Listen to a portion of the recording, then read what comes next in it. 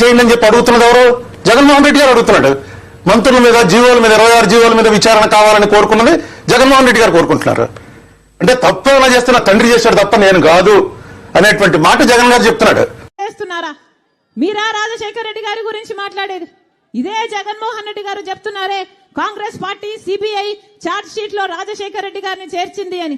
ఇంతమంది ముందు చెప్తున్నా, ఈరోజు సిబిఐ రాజశేఖర రెడ్డి గారి పేరును సిబిఐ కాంగ్రెస్ తో చేర్చలేదు.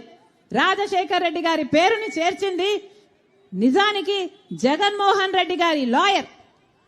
జగన్మోహన్ రెడ్డి గారి లాయరే రాజశేఖర్ రెడ్డి గారి పేరు నిజానికి సిబిఐలో లేకపోతే జగన్మోహన్ రెడ్డి గారు ఈ కేసులో నుంచి బయటపడడం చాలా కష్టము అని తెలిసి, రాజశేఖర్ రెడ్డి గారి పేరు ఉండకపోతే జగన్మోహన్ రెడ్డి గారు ఈ కేసులలో నుంచి ఎప్పుడు బయటపడ్డు అని రాజశేఖర్ రెడ్డి గారిని పేరును స్వయంగా జగన్మోహన్ రెడ్డి గారి లాయరే, సుధాకర్ రెడ్డి అనే లాయరే రాజశేఖర్ రెడ్డి గారిని చేర్చమని హైకోర్టులో, సుప్రీంకోర్టులో పిటిషన్ వేసి మరీ చేర్పించారు.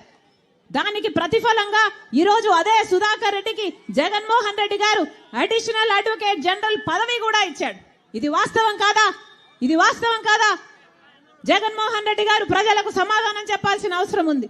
అంతేకాదు, మమ్మల్ని తిట్టిపోస్తున్నారే పగలు రాత్రి, ఒకసారి మిమ్మల్ని మీరు పరీక్ష చేసుకోండి.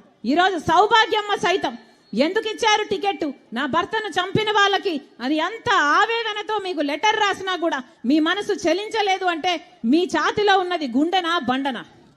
ఒకసారి ఆలోచన చేసుకోవాలి అన్నా. ఇవన్నీ